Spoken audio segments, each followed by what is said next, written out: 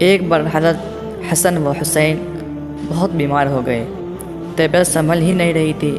خاتون جنت حضرت فاطمہ نے دونوں شہزادوں کی صحت کے لیے منت مانگی کہ یا اللہ، دونوں بچوں کو صحت مل گئی تو ہم میاں بیوی 3 دن لگاتار نفلی روزے رکھیں گے۔ اللہ تعالیٰ نے اپنی رحمت خاص سے دونوں شہزادوں کو صحت عطا فرما دی۔ چنانچہ حضرت علی اور حضرت فاطمہ نے روزے رکھنے شروع کیے۔ جب افطار کا وقت ہوا تو دونوں کے پاس صرف ایک روٹی تھی۔ اتنے میں دروازے پر دستک ہوئی۔ پوچھا کون؟ تو جواب ملا مسکین ہوں، بھوکا ہوں، اس در پر آیا ہوں کہ کچھ مل جائے۔ میاں بیوی نے سوچا کہ ہم بغیر کھائے گزارا کر لیں گے، مگر ہمیں مانگنے والے کو خالی نہیں بھیجنا چاہیے، لہٰذا روٹی اٹھا کر مانگنے والے کو دے دی اور خود بغیر کھائے صرف پانی سے روزہ افطار کر لیا۔ صبح سحری بھی صرف پانی پی کر دی۔ دوسرے دن حضرت علی رضی اللہ عنہ نے کچھ کام کیا، مگر اجرت اتنی ملی کہ پھر دونوں کے لیے صرف ایک روٹی۔ جب افطاری کا وقت قریب آیا تو پھر دروازے پر ایک دستک ہوئی۔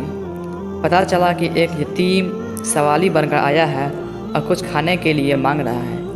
میاں بیوی نے سوچا کہ ہم آج پھر کھائے بغیر گزارا کر لیں گے، مگر یتیم کو انکار کرنا ٹھیک نہیں، لہٰذا روٹی یتیم کو دے دی گئی اور خود پانی سے روزہ افطار کر لیا۔ سحری کے وقت بھی صرف پانی تھا۔ تیسرے دن حضرت علی کچھ لے کر آئے، مگر وہ بھی اتنا کہ میاں بیوی مشکل سے افطار کر سکتے تھے۔ لیکن اس دن ایک قیدی نے دستک دی اور سوال کیا۔